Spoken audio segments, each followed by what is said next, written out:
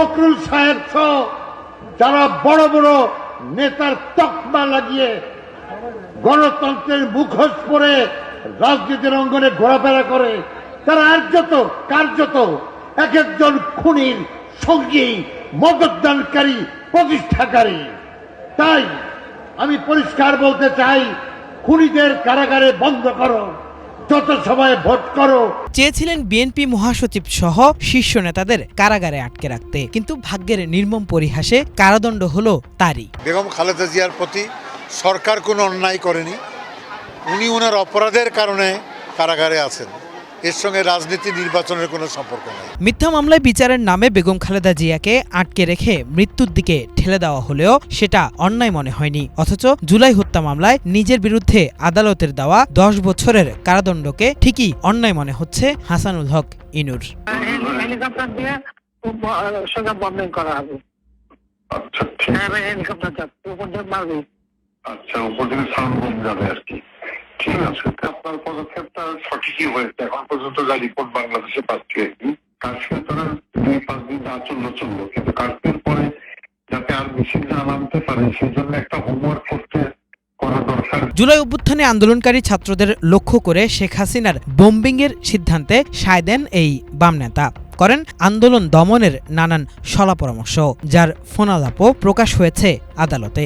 এছাড়া দেশব্যাপী জরুরি অবস্থা জারি এবং ছাত্রদের দেখামাত্র গুলির সিদ্ধান্ত নেওয়া 14 দলের সভায়ও ছিলেন তিনি। তার নির্দেশে কুষ্টিয়ায় 6 জনকে হত্যারও প্রমাণ পেয়েছেন আদালত। তবু নিজের বিরুদ্ধে 10 বছরের কারাদণ্ডকে অন্যায় বলছেন এই নেতা। গত 17 বছর শেখ হাসিনা স্বৈরতন্ত্রের অন্যতম প্রধান সহযোগী ছিল হাসানুল হক ইনু সহ তার দল জাসদ। বিএনপি জামাতের বিভিন্ন বিষোদ্গার করা ছিল তার প্রধান দায়িত্ব। আলেম ওলামাদের নিয়েও প্রতিনিয়ত তুচ্ছতাচ্ছিল্য করে বক্তব্য দিতেন হাসানুল হক ইনু। শাপলা চত্বরে হেফাজতে ইসলামের ওপর চালানো হত্যাকাণ্ডের পক্ষেও প্রতিনিয়ত বয়ান তৈরি করতেন তিনি। বিষোদ্গারে পারদর্শিতার জন্য পেয়েছিলেন তথ্য মন্ত্রণালয়ের দায়িত্ব। বিএনপি তোর দল হিসাবে সবসময় সন্ত্রাসী দল, সাম্প্রদায়িক দল।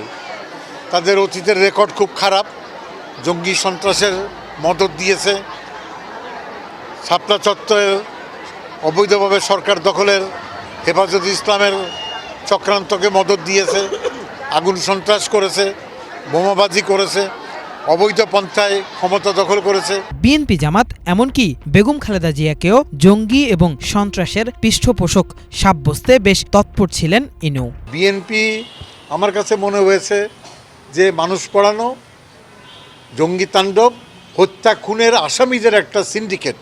শেখ হাসিনা মানুষের, খালেদা জিয়া জঙ্গির, শেখ হাসিনা বাংলাদেশের, খালেদা জিয়া পাকিস্তানের। রহমান হচ্ছে রাজাকারদের পালক পিতা। কেন পালক পিতা বললাম? 71-এ পাকিস্তানিরা রাজাকারদের, যুদ্ধ অপরাধীদের, খুনিদের জন্মদাতা পিতা। বেগম খালেদা জিয়া, জেনারেল জিয়ার অবর্তমানে একই ভূমিকা অবতীর্ণ হয়ে রাজাকার জামাতের জঙ্গিদের পালক মাতা হিসাবে দায়িত্ব পালন করে। আর বিএনপি হচ্ছে রাজাকার জঙ্গি জামাতের পালক দল। আওয়ামী লীগ সরকারের বিভিন্ন গণতন্ত্র বিরোধী কার্যক্রমের সমালোচনা করায় মার্কিন রাষ্ট্রদূতকেও সন্ত্রাসীদের পৃষ্ঠপোষক বানাতে ছাড়েননি স্বৈরাচারের এই সহযোগী। বিএনপির এই গুন্ডা সন্ত্রাসী বাহিনীর হত্যাযজ্ঞের সমর্থক জো বাইডেন আর পিটার হাস। আমি এটা নিন্দা করছি। আমি মনে করি পিটার হাস বন্ধু রাষ্ট্র আমেরিকার আর রাষ্ট্রদূত হওয়ার মর্যাদা রাখে না। বাংলাদেশের সরকারের প্রতি আহ্বান, পিটার হাসকে কূটনৈতিক শিষ্টাচার বহির্ভূত আচরণের জন্য বাংলাদেশের আভ্যন্তরীণ রাজনীতিতে হস্তক্ষেপ করার জন্য, নৃশংস পুলিশ হত্যাকাণ্ডের পক্ষে সমর্থন দেওয়ার জন্য এখনই পিটার হাসকে অবাঞ্ছিত ঘোষণা করুন। এভাবে বিভিন্ন সময় বেফাঁস মন্তব্য করে আওয়ামী লীগের সব স্বৈরাচারী কার্যক্রমকে বৈধতা দিয়েছেন জাতীয় সমাজতান্ত্রিক দল জাসদের সভাপতি। শেষ পর্যন্ত জুলাই হত্যা মামলায় দোষী সাব্যস্ত হয়ে 10 বছরের সাজা পেলেন সাবেক এই মন্ত্রী। যদিও তার বিরুদ্ধে আন্তর্জাতিক অপরাধ ট্রাইব্যুনালের দেওয়া এই রায় যথাযথ হয়নি বলে দাবি করেছে রাষ্ট্রপক্ষ এবং জুলাই আহত ও শহীদ পরিবার। কেফায়েত শাকিল, বাংলাভিশন, ঢাকা।